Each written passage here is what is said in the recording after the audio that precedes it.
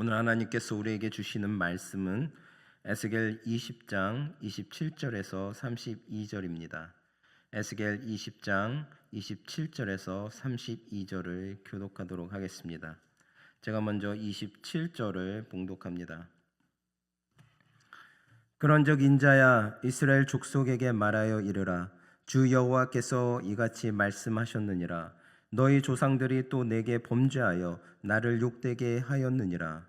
내가 내 손을 들어 그들에게 주기로 맹세한 땅으로 그들을 인도하여 드렸더니 그들이 모든 높은 산과 모든 무성한 나무를 보고 거기에서 제사를 드리고 분노하게 하는 제물을 올리며 거기서 또 분향하고 잔제물을 부어 드린지라.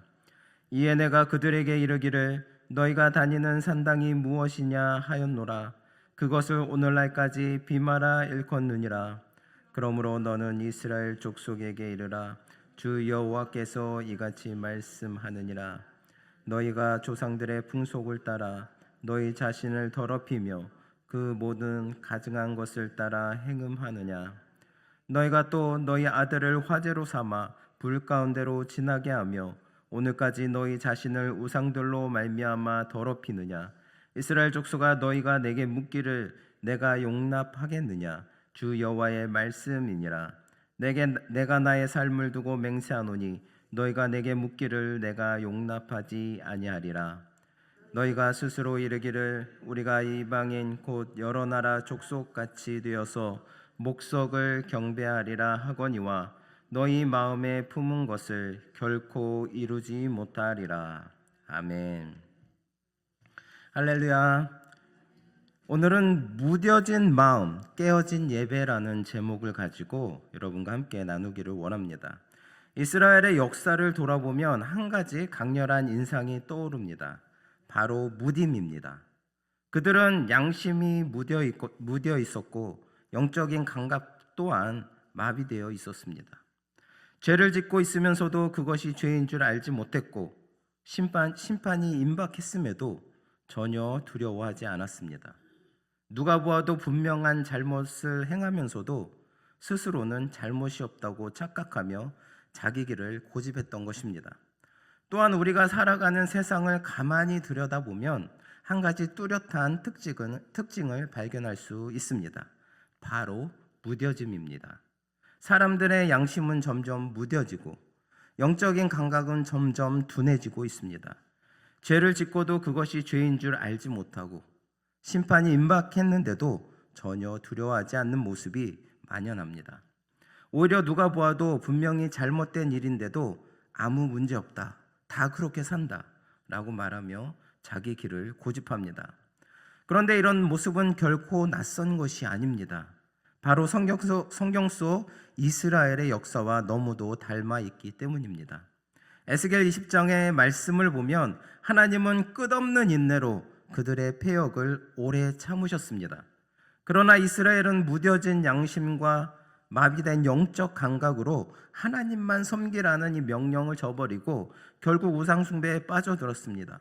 눈에 보이지 않는 하나님보다 눈에 보이는 것들에 마음을 빼앗겼고 결국 그 길은 하나님의 진노를 자초하는 길이 되고 말았습니다. 오늘 우리는 이 말씀 앞에서 중요한 질문을 던지게 됩니다. 이스라엘이 그랬던 것처럼 혹시 오늘 우리도 무뎌진 삶을 살고 있지는 않은가? 하나님만을 섬기지 않고 다른 무엇인가를 하나님 자리에 올려놓고 살고 있지는 않은가? 사랑하는 성도 여러분, 오늘 본문은 분명히 말씀합니다. 하나님의 백성은 오직 하나님만을 섬겨야 하며 그분 외에 다른 그 어떤 것도 숭배의 자리에 올려서는 안 된다는 사실을 말씀하고 있습니다. 본문은 하나님께서 당신의 이름을 위하여 이스라엘을 얼마나 오래 참으셨는지를 잘 보여줍니다. 이스라엘이 수없이 패역을 거듭했음에도 불구하고 하나님께서는 곧바로 심판하지 않으시고 당신의 이름과 영광을 위해 오래 참으셨습니다. 이미 심판을 작정하셨을지라도 그 심판을 여러 차례 유보하시며 기회를 주셨습니다. 그러나 이러한 사실은 오히려 하나님의 심판이 얼마나 정당한지를 증거합니다. 결국 이스라엘은 하나님의 심판 앞에서 어떤 변명도 할 수가 없었습니다. 오늘 본문 말씀을 보면 이스라엘이 하나님을 배반하고 우상을 섬기는 일이 한 세대에서 끝난 것이 전혀 아니었습니다.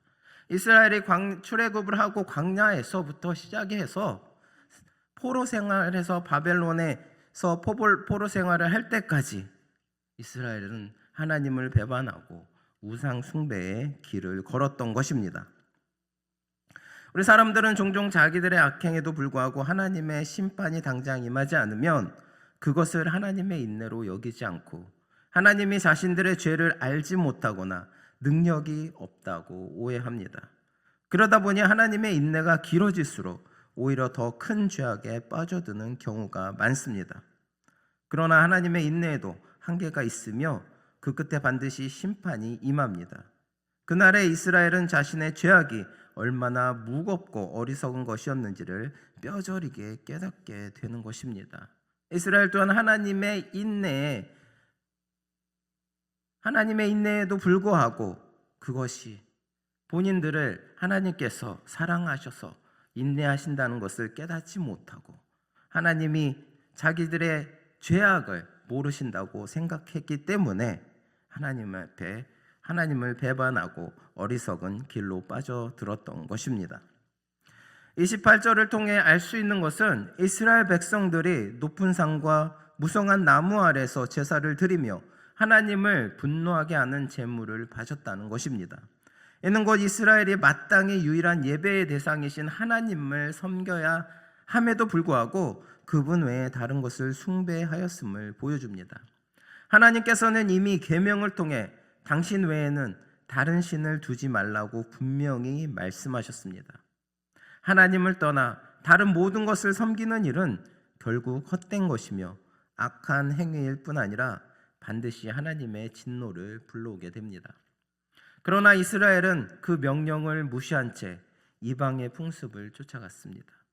그들은 높은 산과 무성한 나무가 있는 곳을 특별한 제의적 장소로 여겨 거기서 제사를 드렸습니다.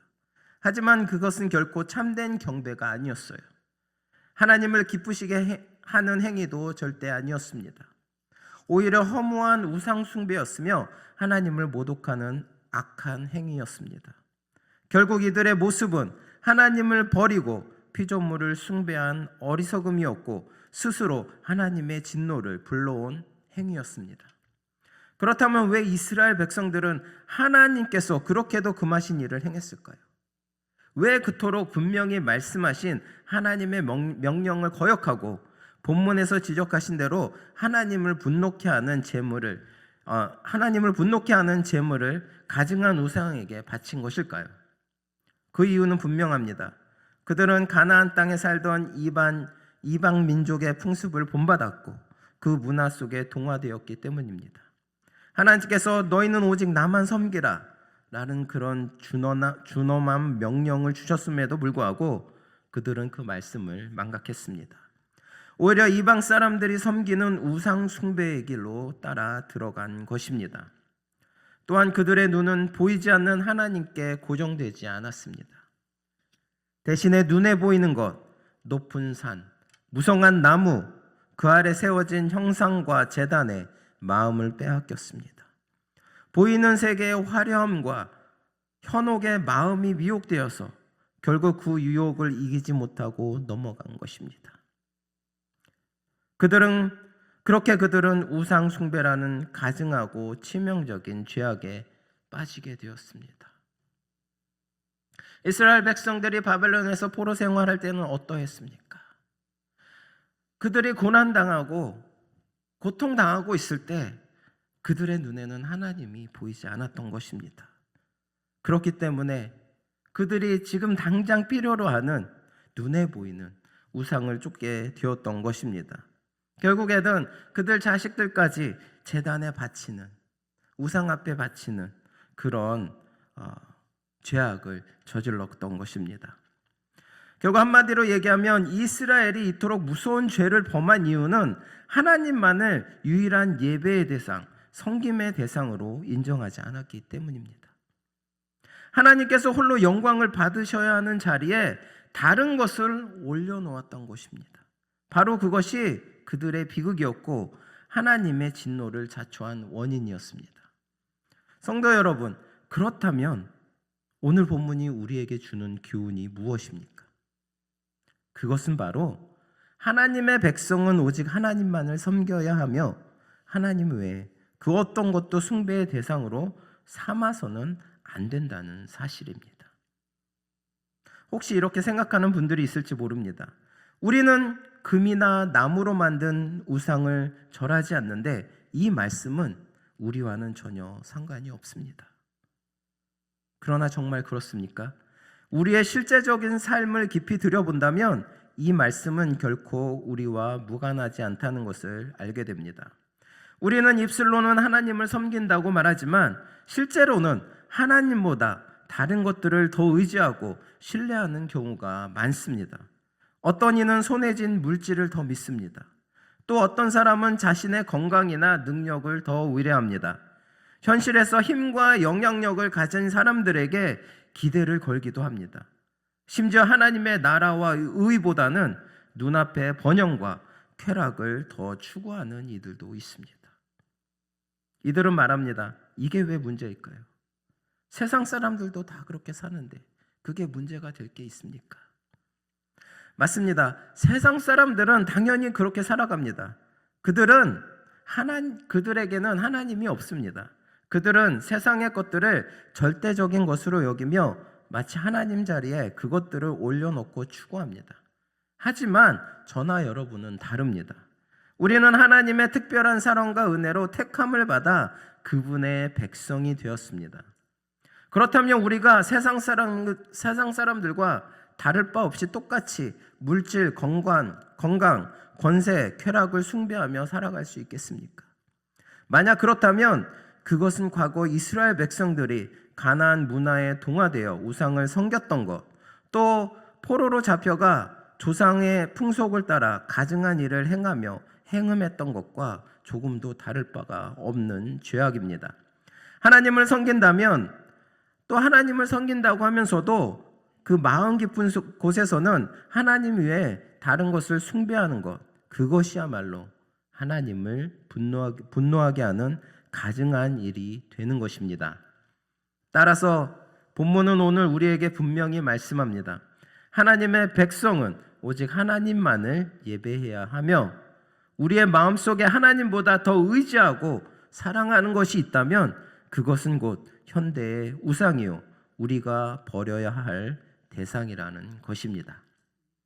사랑하는 성도 여러분, 오늘 말씀을 통해 우리는 우리의 삶을 진지하게 돌아봐야 합니다.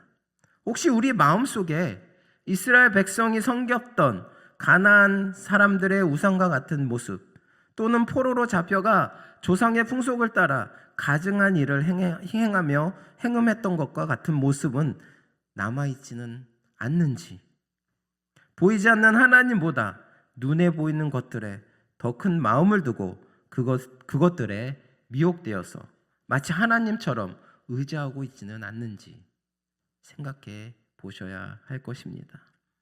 만약 그렇다면 우리는 반드시 하나님의 말씀을 되새겨야 합니다. 하나님께서 이스라엘 백성에게 주신 첫 번째 계명이 무엇입니까? 그것은 바로 너는 나 외에는 다른 신들을 내게 두지 말라입니다. 하나님께서 주신 이 명령을 우리는 기억해야 합니다. 이 말씀은 과거에 이스라엘에게만 주어진 것이 아니라 오늘을 살아가는 우리에게도 동일하게 적용되는 말씀, 하나님의 명령인 것입니다. 그러므로 우리는 믿음의 사람 여호수아처럼 고백합니다. 오직 나와 내 집은 여호와를 섬기겠노라. 이 고백은 단순한 말이 아니라 세상에 어떤 유혹이 다가올지라도 흔들림 없이 하나님만 섬기겠다는 결단입니다. 어제 말씀을 통해서 우리는 알 수 있듯이 우리가 하나님께서 인도해 주시는 그 길만 따라간다면 홍해가 열려서 길이 생기고 또 그 가운데서 하나님께서 주시는 그 축복이 우리에게 임한다는 것입니다. 지금 당장은 그 길이 평탄치가 않고 어렵고 고난의 길처럼 보일지라도 하나님만 온전히 믿고 그 길 가운데 나아간다면 우리의 삶에 하나님께서 준비해 주시고 축복해 주시는 그 축복이 우리 삶 가운데 넘쳐 흐를 것입니다. 우리는 온전히 하나님만을 믿고 하나님께서 인도해 주시는 대로 따라 나아가기만 하면 됩니다. 이스라엘 백성들처럼 눈에 보이지는 않는 하나님 앞에 불평하며 우상으로 눈을 돌렸던 그런 어리석은 백성들이 아니라 온전히 하나님만을 붙들고 하나님께서 인도해 주시는 그 길을 따라 나아갈 때 저희들의 삶은 하나님께서 책임져 주시는 것입니다. 사랑하는 성도 여러분, 하나님만이 우리의 진정 섬길 분이십니다. 눈에 보이는 재물이나 건강, 권세나 쾌락이 아니라 영원히 변치 않으시며 우리를 사랑하시는 하나님만이 우리의 구원과 소망이 되시는 것입니다. 그러므로 세상의 미혹 앞에서도 흔들리지 않고 오직 하나님만이 우리의 주인이심을 선포하며 살아가시기를 바랍니다. 그럴 때 우리의 삶은 하나님이 기뻐 받으시는 참된 믿음의 삶이 될 것입니다. 사랑하는 성도 여러분, 오늘 우리는 에스겔 선지자를 통해 주신 하나님의 말씀을 들었습니다. 하나님께서는 이스라엘을 향하여 오직 자신만 섬기라고 수없이 명령하셨지만 그들은 눈에 보이는 우상에 마음을 빼앗겼습니다. 결국 그 길은 허무하고 악한 길이었습니다. 하나님의 진노를 불러오는 길이었던 것입니다. 그러나 하나님께서는 오늘도 우리를 부르고 계십니다. 너는 나 외에는 다른 신들을 내게 두지 말라. 이 말씀은 단지 옛날 이스라엘에게만 주신 명령이 아닙니다.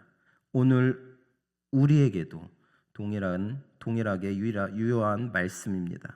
우리가 하나님보다 더 사랑하는 것, 하나님보다 더 의지하는 것이 있다면 그것은 곧 우리의 우상이 되는 것입니다. 그러므로 사랑하는 성도 여러분, 여호수아의 고백처럼 우리도 담대히 결단해야 합니다. 오직 나와 내 집은 여호와만 섬기겠노라. 이 고백이 우리의 삶의 방향이 되시기를 바랍니다. 세상에 아무리 유혹하고 눈길을 끄는 것들이 많아도 우리에게 참 생명과 소망을 주시는 분은 오직 하나님 한 분뿐임을 잊지 마시기를 바랍니다. 오늘 이후로 여러분의 가정과 삶의 자리가 하나님을 향한 참된 예배의 자리가 되기를 축복합니다. 무뎌진 마음을 일깨워 다시 하나님께 돌아오고 하나님만이 우리의 구원자여 주인이심을 선포하며 살아가시는 참된 믿음의 삶을 사시기를 간절히 소망합니다. 기도하시겠습니다. 사랑과 은혜가 풍성하신 하나님 아버지, 오늘 에스겔 말씀을 통하여 이스라엘의 과거 역사를 돌아보며 우리의 모습을 비추어 보게 하심을 감사합니다. 그들이 마음이 무뎌져 죄를 죄로 알지 못했던 것처럼 우리도 종종 세상의 유혹과 가치관에 빠져 하나님을 잊고 살아왔음을 고백합니다. 주여, 우리의 무딘 마음을 깨트려 주시고 다시금 하나님만을 바라보는 순결한 심령으로 회복시켜 주시옵소서. 세상이 아무리 합리화하고 하나님을 떠나려 한다 해도 우리는 오직 하나님만을 섬기며 주님의 말씀만을 따라 살기를 원합니다. 우리의 가정과 교회 삶의 자리에 우상이 자리하지 않게 하시고 늘 깨어서 주님 앞에 서는 저희들이 될 수 있도록 인도하여 주시옵소서. 감사드리며 예수 그리스도의 이름으로 기도드립니다. 아멘.